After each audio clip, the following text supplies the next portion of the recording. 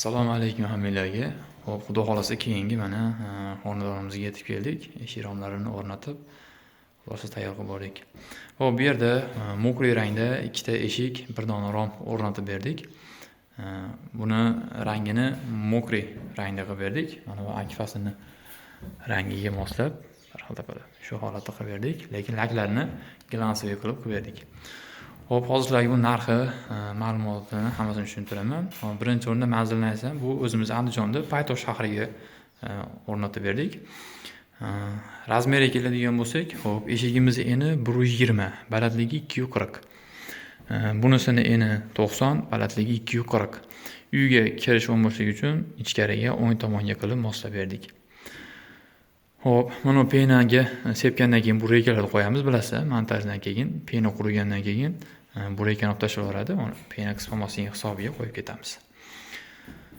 Xo'p, bu eshiklarimiz spalniy xona, bunisi bolaxona bo'lgani uchun menga yopiq holatda qilib bera oling dedi. Shuning uchun yopiq holatda qilib berdik. Tepasini yorug' yaxshi uchun tepasiga oq oyna solib berdik. Xo'p, hozir montajdan ham qilib tugatdik. Xo'p, ochilib yopilishlari. Endi hozir buni to'shakka o'rab kelganimiz uchun ozgina chang, artib ulgurmadida syomka qilib yubordik. Xudo xolasa bir qanotini ham montajlarni qilib bo'lganmiz. Yopilishlari. Xo'p, plankasini qo'yib, hatto ichidagi mana plastmassalarga da qo'yib, cho'tga qilib qo'yganmiz. Yog'och ko'rinmay chiroyli turadi. Xo'p, bu yerda hozir romlarni ham ko'rsataman sizlarga. Xo'p, bu yerda buni ham artib ulgurmadik hali.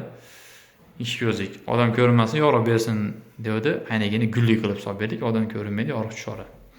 Shu holatda qilib berdik. Romimiz razmeri eni 125, balandligi 150. 150 romga shunaqa bez promo ko'z tushadi. Xo'p, endi hozir romlarni ham podokomniklari bilan beraman, ko'rasizlar. Eshigimiz orqa tomonlari. Xo'p. Bu mana eshigimizning orqa tarafdan ko'rinishlari. Chotki orqa-oldi bir xil holatda. Penalarni ham bir xilda mana 1 sm degan qilib o'zim o'lchaganman. Shu holatda mana katta, kichik metda chiroyli holatda edi. Tepalarni ham mana podvezlar qatirib, ham pena, ham podvez qildik. Pastini mana holiga samarezlab, samarezni ustamini chiroyli holatda mustahkam qilib qatirib berdim. Xo'p, romlarini rangini mos qilib, podokomniklarni ham ustanovka qilib berdim.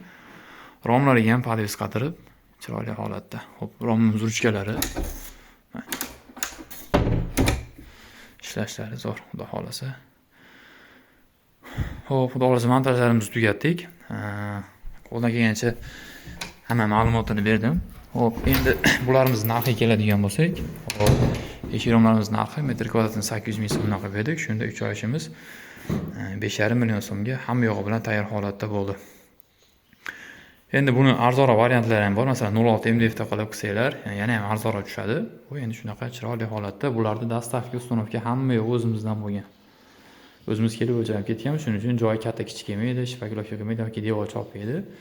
O'zimiz chiroyli tushadigan qilib o'lchab ketib, mana inshaalloh xudo xolasa ustanovkasini qilib berdik.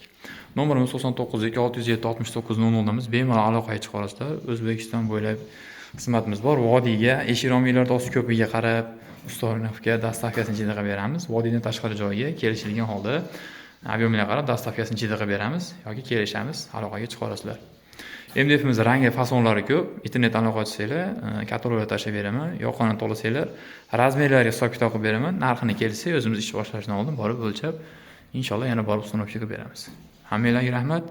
Salomat bo'linglar. Inshaalloh sizlarga ham shunaqa chiroyli eshik romlar nasib qilsin. Salomat bo'linglar.